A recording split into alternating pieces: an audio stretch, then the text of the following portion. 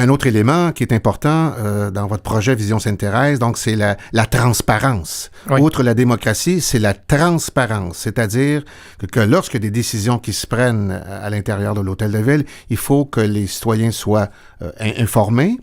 Et quand les citoyens aussi veulent avoir de l'information par rapport à leurs problèmes, quelles sont les ressources qu'ils peuvent utiliser, vous allez faire ça dans les deux sens. Je pense par exemple à la création d'un guichet unique. Oui, alors un guichet unique, c'est une façon tout à fait simple pour qu'un citoyen puisse avoir accès aux différents services dont il a besoin.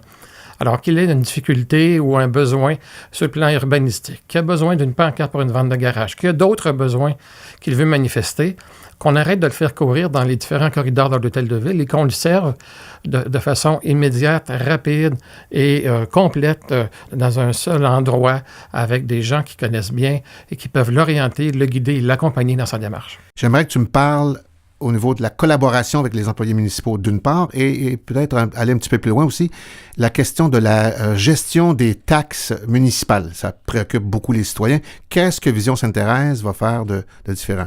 Premièrement, les employés municipaux connaissent la ville beaucoup mieux que n'importe quel conseiller municipal ou même que le maire lui-même. Ils en connaissent les forces, ils en connaissent les défauts, sont en mesure de fournir une expertise unique qu'il faut mettre de l'avant.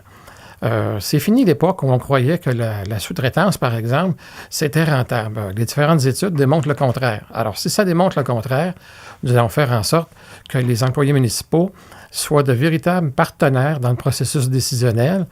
Pour le citoyen, ça veut dire à moyen terme et même à court terme des économies et aussi à long terme des travaux effectués de façon intelligente, c'est-à-dire de façon permanente, qui n'ont pas à être répétés. Combien de fois on voit à Sainte-Thérèse des rues refaites dans lesquelles on refait des deuxièmes, des troisièmes trous?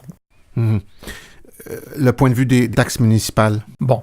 Nous, on veut revoir le calendrier de dépenses de Sainte-Thérèse pour faire en sorte que le fardeau fiscal des citoyens, des citoyennes puisse être développé, puisse être réparti sur plusieurs mois, idéalement sur les 12 mois de l'année, de façon à ce que ce ne soit pas un effort supplémentaire à faire à une période où, par exemple, on sort de l'époque des fêtes, on reçoit nos cartes de crédit et en même temps qu'on reçoit nos comptes de cartes de crédit, on reçoit le compte municipal, on reçoit le compte scolaire, etc., qu'il faut payer dans les X jours.